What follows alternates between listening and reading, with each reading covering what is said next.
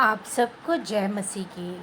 आज का वचन जो हम मनन कर रहे हैं वो है नीति वचन, उसका चार बाब और उसकी 23वीं आयत। यहाँ पर इस प्रकार से लिखा है, सबसे अधिक अपने मन की रक्षा कर, क्योंकि जीवन का मूल स्रोत वही है। जी हाँ, आज का ये पद हमें सिखाता है कि हम अपने मन को, अपनी इच्छाएं, अपने विचार और अपनी भावनाओं को सावधानी से हमें इनकी रक्षा करनी चाहिए, क्योंकि हमारे विचार ही हमारे शब्दों को और हमारे कामों को प्रभावित करते हैं।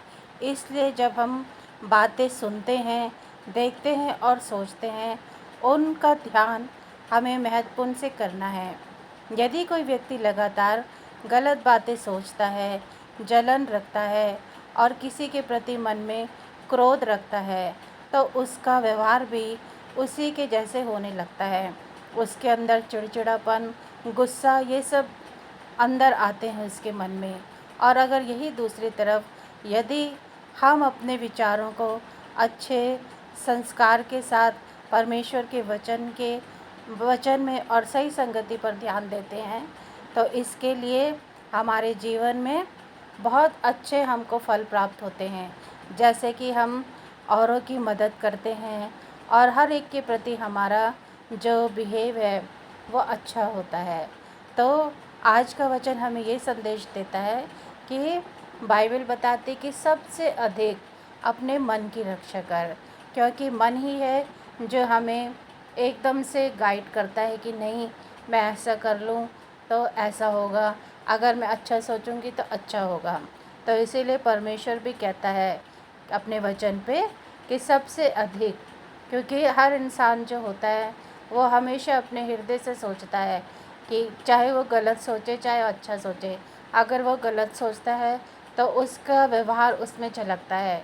और यहीं दूसरी तरफ अगर वो परमेश्वर के भय में, परमेश्वर की बातों पर चलता है, तो उसके अंदर अलग ही उसके नेचर में हमको पता चल जाता है कि नहीं, ये परमेश्वर का जन है जो हमेशा, चाहे इसको गुस्सा भी आए लेकिन फिर भी ये अपने गुस्से को नहीं दिखाता, बल्कि उसमें भी ये अपने जीवन में धैर्य को अपनाता है।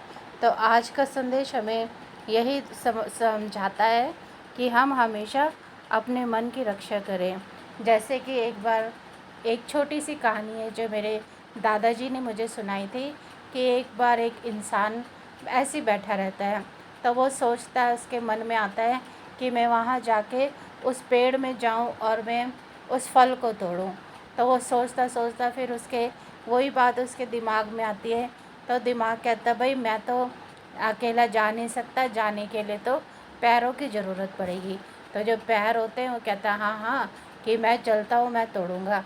तो पैर चलते चलते वो पेड़ के पास जाता है। जब वो पेड़ के पास जाता है कहता है भाई मैं तो सिर्फ चल ही सकता हूँ, तोड़ने का काम तो मेरा नहीं है। इतने में हाथ सुनते हैं, हाथ बोलते हैं अरे भाई तो यहाँ तक चल के आ गया है, हाथ मेरा काम है, मैं इसको तोड़ूँगा।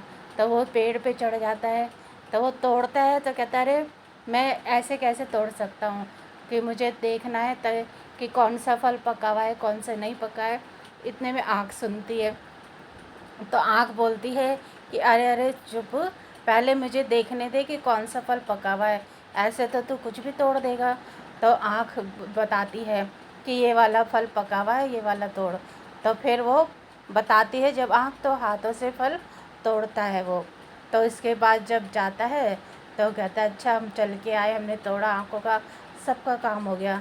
इतने में जो जीभ होती है वो सुनती रहती, कह रहे अरे तुमने तो मेहनत करी है, लेकिन जब तक मैं इसको चखूँगी नहीं तो मैं कैसे बता सकती हूँ कि ये फल मीठा है या कैसा है।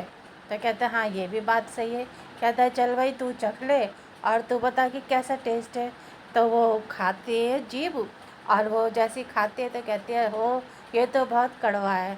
और जैसी वो खाती है तो उसके फिर थूक देती है वो, उसके पेट में दर्द होता है। तब फिर वो सब एक जगह पे बैठ जाता वो इंसान।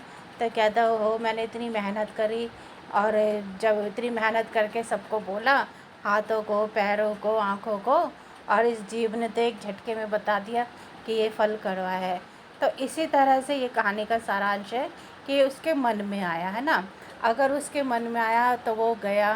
तो जिस प्रकार से वचन बताता है कि देह तो एक है लेकिन कार्य अलग अलग हैं, तो यही सबसे बड़ा जोर है वचन में। तो परमेश्वर हमें यही समझाता है कि सबसे अधिक कि अपने मन की रक्षा कर, क्योंकि मन ही है जो हमें अच्छी बातों की ओर ले जाता है, और ये मन ही है जो हमें गलत विचारों की ओर ले जाता है।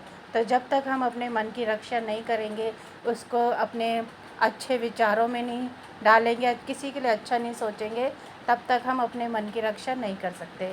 तो इसीलिए कहते हैं कि अच्छा सोचो, क्योंकि जब हम अच्छा सोचते हैं तो वो हमारे जीवन के अंदर वही बातें आती हैं। तब हम अच्छा सोचते हैं, अच्छा करते हैं, और हर किसी के लिए अच्छा ही चाहते हैं।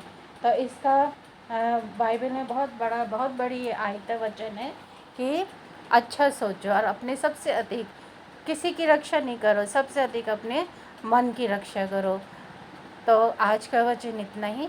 आइए हम सब प्रार्थना करें। धन्यवाद देते हैं पिता परमेश्वर इस सुंदर वचन के लिए पिता, जो हमें जीवन का मार्ग दिखाता है। पिता मेरे हृदय और मन की रक्षा करें, मेरे विचारों को शुद्ध रखें, और मुझे उन बातों से दूर रहने की बुद्धि दे जो आपको अप्रसन्न करती हैं।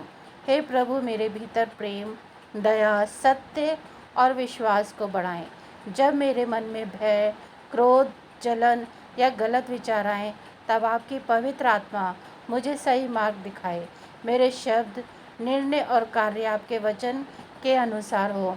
मुझे ऐसा हृदय दीजिए जो आपकी इच्छा को खोजे और प्रतिदिन आपके निकट चलता रहे। इस छोटी सी प्रार्थना को यीशु मसीह के नाम में मांगती हूँ, आमीन। Thank you. आप सबको जय मसीह की। परमेश्वर आपको बहुत आशीष